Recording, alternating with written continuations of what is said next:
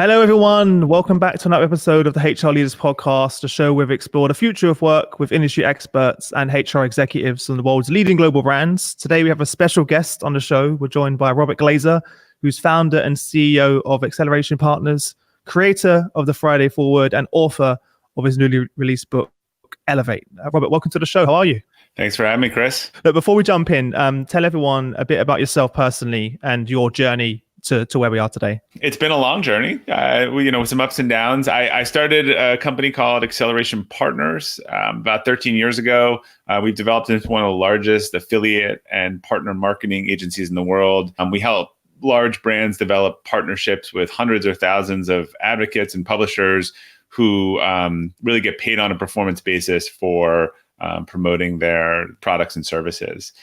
So we've been doing that for a while. We've been really fortunate to win a host of Best Places to Work awards, recognized as one of the top small businesses in the US. And for us, it's really always been about what we do and how we do it. And I've gotten really interested in culture over the years and the type of organization that we are building, and have started writing, and that turned into a couple books. Also kind of a serial entrepreneur. I've started a few different businesses. We actually have even another business we spun off from Acceleration Partners. So I'm always keeping busy, but in the last couple of years really have tried to take a lot of what we've learned in building our businesses and try to help other leaders build better organizations and be better leaders. Fantastic. And something you skipped upon there is that you were one of the early adopters of remote working, right? It's funny. It used to be a differentiator. It's not now, but we really started because of our business model and the talent being very dispersed as a distributed organization, and became one of the largest remote organizations, I think, in the US. Have expanded that overseas. I know we were talking kind of offline before the show about even a couple of years ago in the UK. I think our team members over there was, what do you mean? Like, we're going to need an office. So we, Yeah. we did a shared office that they could go into every day. And then pretty soon they're like, no, we're good coming in like one day a week. Like everyone was very nervous about it. But a couple of years later, I've seen a real change, especially in, I think, UK, and how people are approaching it. Unfortunately, I think of a lot of companies think about, you have people here or not have people here. Marissa Mayer called everyone in years ago. I mean, if you have the right people and you create the right accountability, then you shouldn't be rewarding time in the seat or time not in the seat. You should be rewarding outcomes. And that's really about how you set up your management measurement. I say it all the time, even years ago to my team. It doesn't matter how early you get in or how late you leave. It's about the results.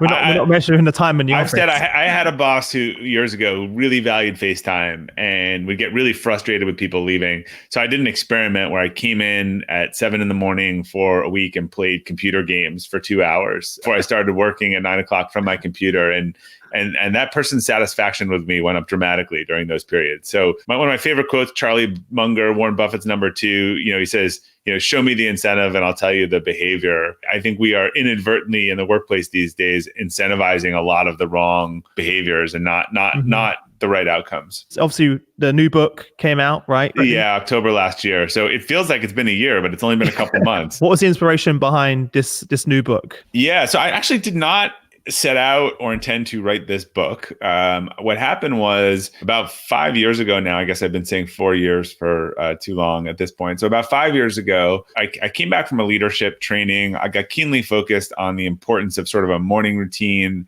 getting your mind started the right way, reading some positive stuff, writing, kind of setting your intentions for the day. And a lot of the sort of positive reading and the material that we were given at this just didn't do it for me. It was a little too much rainbows and unicorns.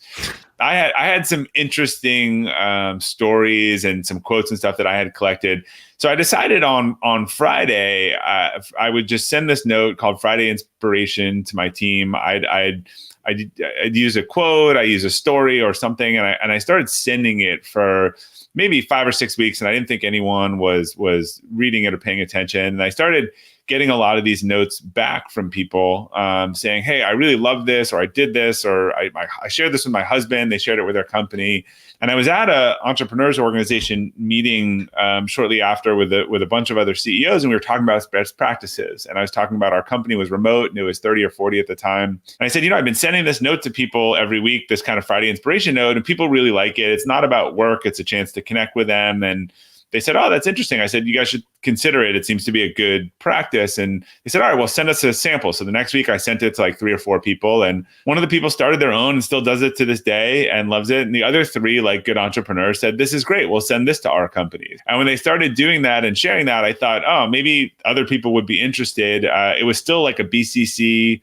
I was managing it. So manually. Yeah, man, it was all manually. So, and people would ask me like for one from a couple weeks ago, and I kind of like look through my sent email and see if I got to run a business. I can't be doing this. See if I could find it. So I decided one weekend to buy like a $50 WordPress site, FridayFWD.com. I put all the old ones up and I signed up for a newsletter system, but I made it look like a regular email. It's just a way to do it. And since I did that, I threw a few more people on the list, some friends and family and colleagues. And again, I guess I expected this whole wave of kind of take me off or unsubscribe, but people were like, oh, I love this. I've been forwarding it. I'm sending it. So I renamed it Friday Forward because people would tell me that they were forwarding it. And, so fast forward 5 years and about 100,000 people across 60 countries now subscribe or get that email each week, either directly or through their intranet or on LinkedIn.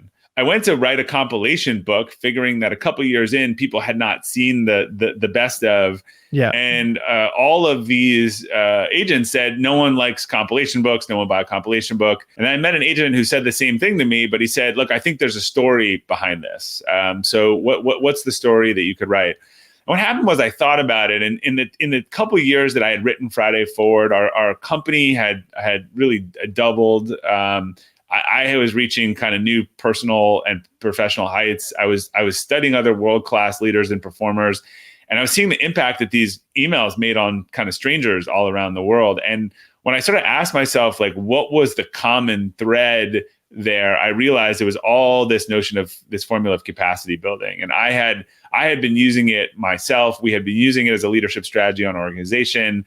And actually, I was able to taxonomize all the Friday Forwards as one or more of those capacities and stories. And so after a bunch of rewrites, that's actually what led me to the whole concept of Elevate, and realizing that also in all these high performers I had looked at, these same themes were there. So, it was sort of just like sitting there right under my nose. I hadn't kind of put it all together. What is capacity building? Sure. Well, I have a long definition and a short one. So the long definition is I think it's the method by which individuals seek, acquire, and develop the skills and ability to perform at a higher level in pursuit of their innate potential. And I think the key is like theirs, not a lot of times talk about success. And I think that's an external projection of what other people think should be.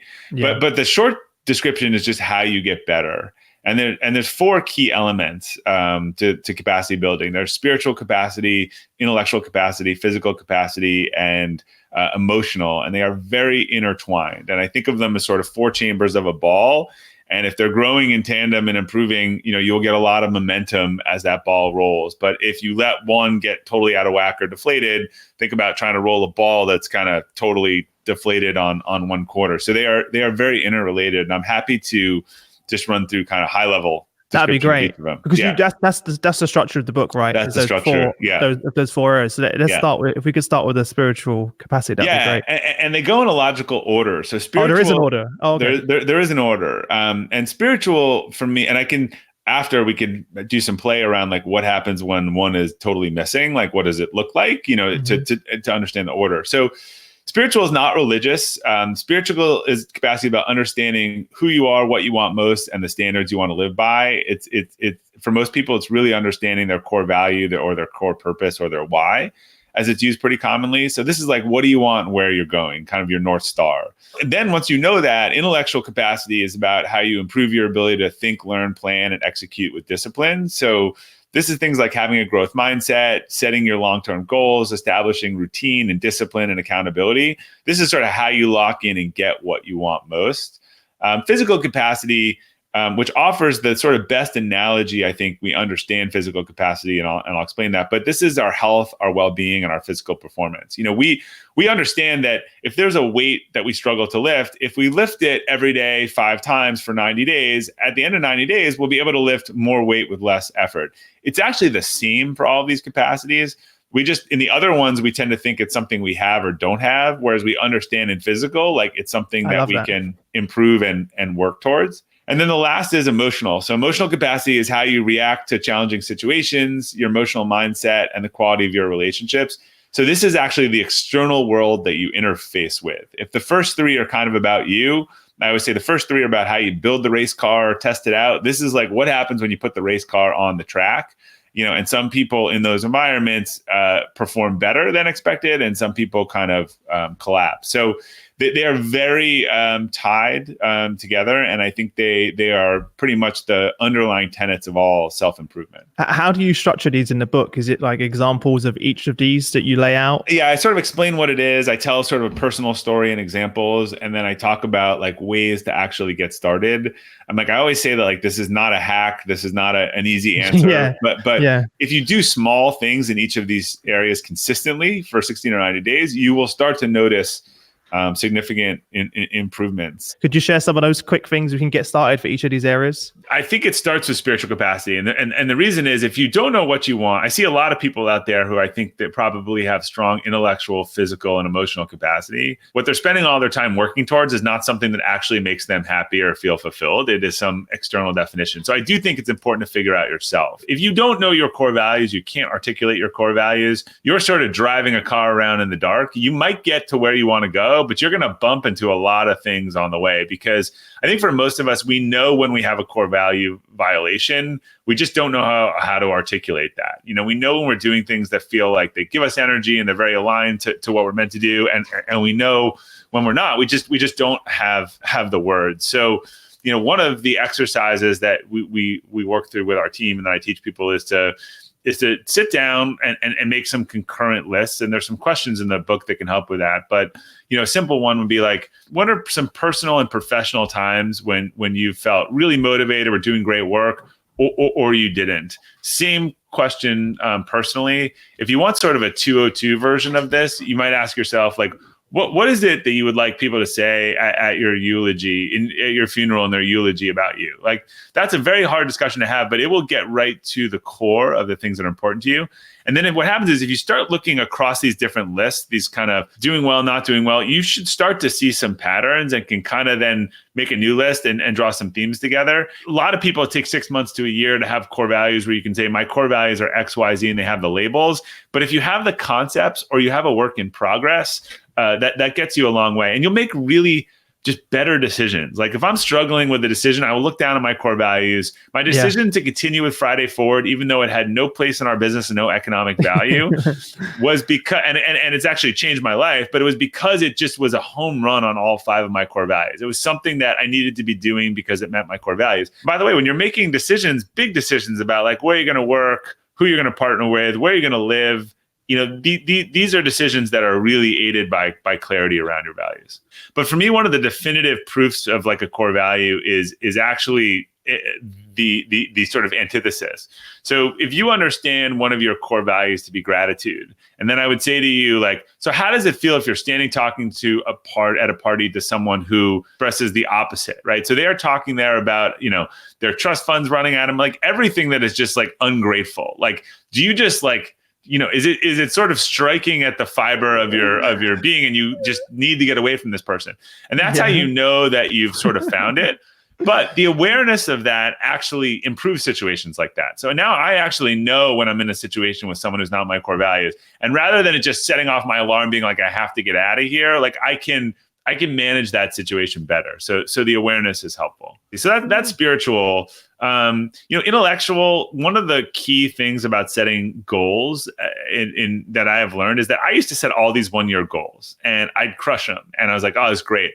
But they weren't connected or sort of rowing in a way. And this alignment is just a key principle in organizations, or I think in individuals. So really, like, your long-term goals should fulfill your values or purpose, right? If you want to find meaning in what you're doing, then you should pick goals like, do you really want that vacation house because it's about family, or it's about proving that you've made it? Because if you get the vacation house and you're divorced and your kids aren't talking to you, then it's really not about family. Let's think about like why you want these things. So the long-term goals serve the values or purpose, And then when you're setting your 3-year, your 1-year, your quarterly goals, really they should be down payments, based on that. So you have this total alignment between I'm working on the things towards the things I want most. The things I want most are the things that fulfill me. It totally changed my whole mindset. It's basically what we do for our company. We set our 3-year goals about where we want to be as a company, and then we reverse engineer the 12 quarters of goals it takes to get there. And then each quarter we break down the thing that we need to get there. So if we do all of those things, we should be getting where we want to go as a company. We don't just set arbitrary goals every year for the business based for the sake on, of it. 10%, 20% more sales this year. Why? Just because. Right. So we actually wrote a very specific, vivid vision both 3 years ago. And again, here's what the company is going to look like, feel like, kind of be like to work at in a couple of years, and why. And then we're able to sort of reverse engineer all the things that we had to do to get there. The reality is, though, unfortunately, Robert, is that many people are working in businesses, the majority, I think, where their values aren't aligned, but they need a job. Not everyone's working in a job that's aligned with their purpose and their values and their why. I can speak to probably 90% of my friends and family that I chat with on every day. What would you say to those people? So I'd say two things. One, in 3% unemployment, like get a new job. I think most people are just complacent and comfortable. It's not that they can't find a better opportunity. Look, I understand the need to make a living. I think you've got to find a way to bring those things into your life. Look, I brought this concept of Friday Forward into a marketing agency. Might not be related, but I think you need to be true to yourself. But when people are asking me for advice or situations where they're just working for a toxic person, one, like, have it out with them and see if they change. But that's really like not going to work unless they're dying to change. Right. Two is like remove yourself from the situation so that it doesn't bother you anymore. And three is like build a totally emotional wall where you're numb and just do what you have to do. That can be done. It's not a great way to live your only life. So like I said, I think most people are just more complacent. The economies in most places now are as good as they've ever been. Like if you're going to try to do something different, it's probably a good time as any versus if you're placing 20 or 30% unemployment and trying to get food on the table. Most people I know make a career-changing decision after they're fired or laid off and then say it was the best thing they ever did. They just happened to them. They just couldn't get themselves to give up, fine for potentially great, but it's a tricky balance. And so going down the list, physical is your health, well-being, physical performance. Look, it's either a huge accelerant or a drag on your performance. I don't know a lot of people I deal with, in our organization or otherwise that come in sort of, they're eating poorly, they're tired, they're unhealthy, and that doesn't carry over into the work performance. For me, it's very helpful to have a goal, some sort of physical thing that I haven't done. It also sort of improves emotional. I would say pay the entry fee on something. Better than joining a gym is like if you want to do a 5K or a 10K or a half Ironman or whatever, just pay the $80, put it on your calendar, and that becomes like a force functioning thing. And it's actually not about the event. It's about the practice and the stuff that leads up to it. So I try to pick some physical challenge every year that forces me to do the training, to be healthy, also to do something that I didn't think I could do, because we are all operating well beyond the normal stress levels and below the sleep levels that we are designed for. And we're basically using our fight or flight mode kind of all the time. And it just wasn't designed for that. And it's making us unhealthy. When you was writing this book, who did you have in mind? Who was your sort of avatar? I think the avatar was the Friday Forward audience, people that are looking to improve, looking to lead, whether that's at home, in an organization. People don't stay on it very long if they're the type of people who are like, bah humbug, like I can't change anything. It's going to be how it is. Like they would be too annoyed by the writings each week. I always say like it's not chicken soup for the soul. It's a little pushy and edgy. One of the things I wrote in the book that a good friend of mine came up with, who works with a lot of troubled youth, is that he has learned that the formula for change is connection plus challenge. And I think with Friday Forward, I have tried to connect with the years and I've tried to challenge them. Like there's some great, nice stories. And then there's some also like, hey, we all got to stop doing this. Like, and you're not asking everyone to do everything. No, you're not saying here's the Friday Forward, go and, you have to do every single one of them. Because for me, I always just take one thing and just focus on that. It's rather than trying to get overwhelmed That's the goal. You see any speaker, anything, like take one thing. Like too many things don't work. And that's why, each chapter of the book, actually, one of the best feedback I've gotten just has a list at the end of the chapter. And it says, here are some things you could do tomorrow or like this quarter to help yourself, in these areas. One of them in terms of like emotional, getting outside your comfort zone, like just change your routine today. Like walk a different way to do something that takes yourself off autopilot. Like when you go get the same coffee, you walk the same route, like you're going to see the same things. Like try something different. Like it'll just get you off autopilot. And I'll just wrap with the last one. So emotional capacity. One of the things I think is relationships are really key. One of the easy things you can do is like make a list of like the 5 or 10 relationships that really like bring you a ton of energy, you learn a lot from, and there's even a larger exercise in this, and the people you really want to spend more time with, and put that on your desk. And each week, like do something to reach out to one of those people and, make some time, get on their calendar, speed up the lunch. Also do the inverse. So put the 5 people who are just, I was just thinking that draining your energy. Like you just don't want to, you say you meet up with someone you haven't seen for a year and you say, let's do this again. You don't really mean it. One of the biggest tactics that I learned from a gentleman named Don DePonde, who I've had on my podcast, is that the energy vampires and the relationships that really eat your energy, there doesn't need to be a blow up or a breakup. This was a guy who was a monk and a Hindu priest who says, I don't ask people how they're doing if I don't want to know how they're doing. The people you ask how they're doing and they're always like, well, then like, oh no. So he's like, so he's like, I just don't do that. And I realized that actually you don't have to have these blow ups. Let's even say it's a sister and you're just having these weekly calls and fighting all the time. Maybe you call the next week, or you just not a friend. You just don't make those plans. But if you walk away from someone and you feel worse afterward, like it's time to spend less time with them. It's not easy though, because I remember I had to do it with some of my closest friends that I grew up with. That you kind of grow apart. You grow up together. And then you can become adults. And there's certain people that I didn't have that connection with, and I couldn't relate to. That were just whenever you'd give them a call, it was exactly like you're saying, or meet up was just so draining, and we all know some of those people are our closest friends and family.